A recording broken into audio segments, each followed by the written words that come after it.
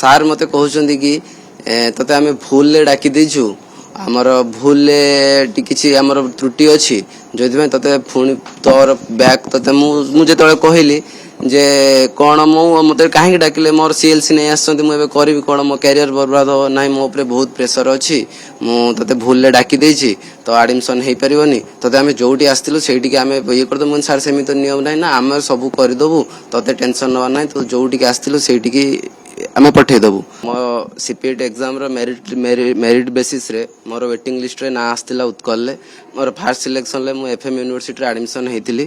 ମୋତେ FM ୟୁନିଭର୍ସିଟିରୁ call ଯାଇଥିଲା ଯେ ତମେ ଆଡମିସନ କରିବା ପାଇଁ ଆସିବ କି? ମୁଁ ହଁ ମାରିଥିଲି, କନଫର୍ମ କରିଥିଲି। ମୋତେ କହିଥିଲେ ଏତିକି ଟାଇମ୍ ସୁଦ୍ଧା ଆସିକି 1 ତାରିଖ ଦିନ ଏତିକି ଟାଇମ୍ ସୁଦ୍ଧା ଆସିକି ପହଞ୍ଚିବେ, ଯଦି ଦେନ୍ ଆମେ ଆଡମିସନ କରିବୁ।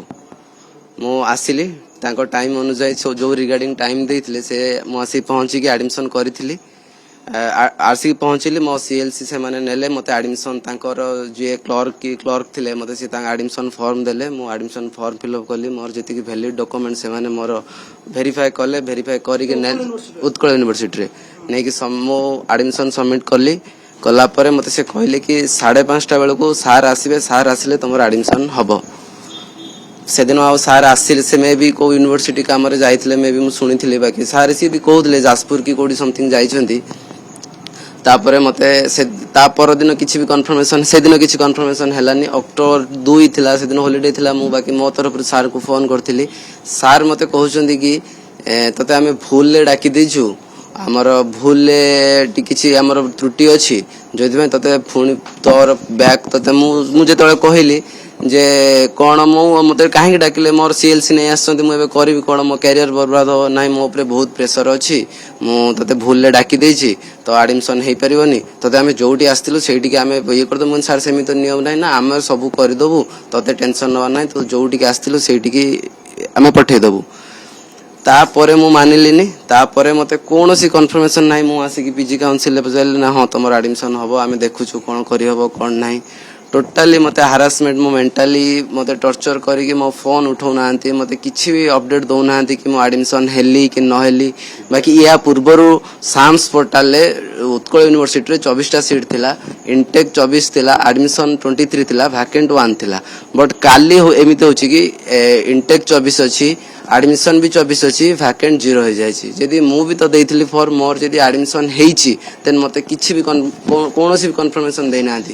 ମୁଁ ଶୁଣୁଛି କି କୌଣସି ରାଜନୈତିକ ଇଏରୁ ମୋ ପଛରେ ଯୋଉ ପିଲା ଥିଲେ, 11 ନମ୍ବର ପିଲା ଥିଲେ, ତାଙ୍କର ଆଡମିସନ ହେଇଛି। ମୁଁ ଏଇଆ ଚାହୁଁଛି କି ମତେ ଠିକ ନ୍ୟାୟ ମିଳୁ।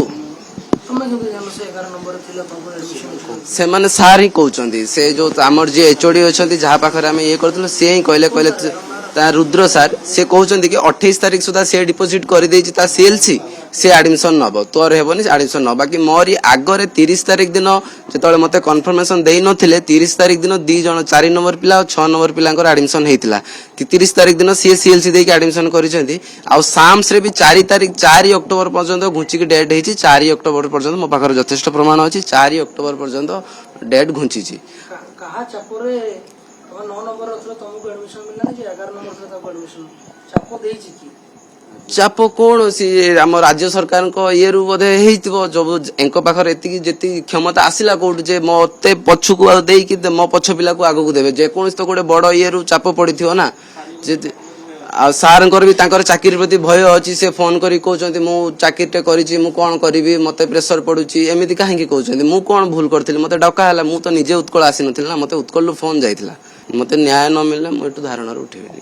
ପ୍ରଥମ କଥା ହେଉଛି ସମସ୍ତଙ୍କର ମନରେ ଆଶା ଥାଏ, ଜଣେ ଛାତ୍ର ମେଧାବୀ ଛାତ୍ର ମାନେ ସମସ୍ତଙ୍କ ମନରେ ଗୋଟେ ଆଶା ଥାଏ ଆମେ ଉତ୍କଳ ୟୁନିଭର୍ସିଟି ପାଠ କରୁ। ସେଥିପାଇଁ ସିପିଟି ଯୋଉ କମନ ପିଜି ଏଣ୍ଟ୍ରାନ୍ସ ଟେଷ୍ଟ ହେଉଛି, ସେଥିରେ ସେମାନେ ଯେ ଟପ୍ ର୍ୟାଙ୍କରେ ଅଛି ସେମାନେ ଉତ୍କଳ ୟୁନିଭର୍ସିଟି ଆଡମିସନ କରିବାକୁ ସେମାନେ ସିଲେକ୍ସନ ହୁଅନ୍ତି। ଏଇ ପିଲାଟି ତା ସହିତ ଯୋଉ ହାରାସମେଣ୍ଟ କରାଯାଇଛି, ତାକୁ ଯୋଉ ଭଳି ଟର୍ଚର କରାଯାଇଛି, ତାକୁ ସେ ନ୍ୟାୟରେ ଅଛି। ସେ 9 ନମ୍ବର ପିଲା ଅଛି, ତାକୁ ଆଡମିସନ ଦବା ଦରକାର, କାରଣ ସେ ହେଉଛି ଯୋଗ୍ୟ, ତାର ମେରିଟ ବେସିସ୍ ଅଛି, ମାର୍କ ବେସିସ୍ ଅଛି। କୋଉ କ୍ରାଇଟେରିଆରେ ଉତ୍କଳ ବିଶ୍ୱବିଦ୍ୟାଳୟ କର୍ତ୍ତୃପକ୍ଷ ଲାଇବ୍ରେରୀ ସାଇନ୍ସ ଦାୟିତ୍ୱରେ ଯୋଉ ଅଛନ୍ତି ରୁଦ୍ର ସାର୍ ସେ କୋଉ ଗ୍ରାଉଣ୍ଡରେ କାଟି ତଳ ପିଲାଙ୍କୁ ଆଡମିସନ ଦେଇ ସେଟା ବଡ ପ୍ରଶ୍ନ ଅଛି। ଆମେ ଭାବୁଛୁ ଏ ଉତ୍କଳ ବିଶ୍ୱବିଦ୍ୟାଳୟରେ ପୂର୍ବରୁ ସେକ୍ସୁଆଲ ହାରାସମେଣ୍ଟ ବଦନାମ ହେଇଛି, ଏବେ ଆଡମିସନ ଘୋଟାଲା ଜାଲିଆତିରେ ଉତ୍କଳ ବିଶ୍ୱବିଦ୍ୟାଳୟ ଟୋଟାଲ ପରିପୂର୍ଣ୍ଣ ହୋଇଯାଇଛି। ଗୋଟେ ମେଧାବୀକୁ ନିରାଶ କରି ଯିଏ ଅଯୋଗ୍ୟ ତାକୁ ଆଡମିସନ କୋଉ ଗ୍ରାଉଣ୍ଡରେ ଦେଇଛନ୍ତି। ଆମେ ଭାବୁଛୁ ରାଜ୍ୟ ସରକାରଙ୍କ ଚାପ, ଆମେ ଶୁଣୁଛୁ ମନ୍ତ୍ରୀଙ୍କ ପ୍ରେସରରେ ତାଙ୍କର ଯେହେତୁ ସେ ଦଳୀୟ ଭିତରେ ସେ ଆଡମିସନ ଦେଇଛନ୍ତି ଓ ସାର୍ ନିଜେ ପର୍ସନାଲ ଫୋନ କରି କହୁଛନ୍ତି ଆମେ ଆଡମିସନ ମୋ ଉପରେ ବହୁତ ଚାପ ଅଛି, ମୋ ଚାକିରି ପ୍ରତି ବିପଦ ଅଛି, ତେଣୁ ତୁ ପୁଅ ଫେରିଯା, ମୁଁ ସେ ତଳ ପିଲାଙ୍କୁ ଆଡମିସନ ଦେଇ ଏପରି କହିବାର ଧାରଣା ମାନେ ଇଏଟା ରିଜିନଟା କ'ଣ? ଆମେ ଚାହୁଁଛୁ ସେ ପିଲାକୁ ନ୍ୟାୟ ଦିଆଯାଉ। ଯୋଉ ପର୍ଯ୍ୟନ୍ତ ସେ ପିଲାକୁ ନ୍ୟାୟ ନ ମିଳିବ ଆମେ ଷ୍ଟୁଡେଣ୍ଟ ମାସ ଉତ୍କଳ ୟୁନିଭର୍ସିଟି ସମସ୍ତେ ଇଣ୍ଟେଲେକ୍ଚୁଆଲ ସମସ୍ତେ ଆମେ ଏକାଠି ହଉଛୁ, ଲଢିବୁ ତାକୁ ନ୍ୟାୟ ଦେବା ପର୍ଯ୍ୟନ୍ତ।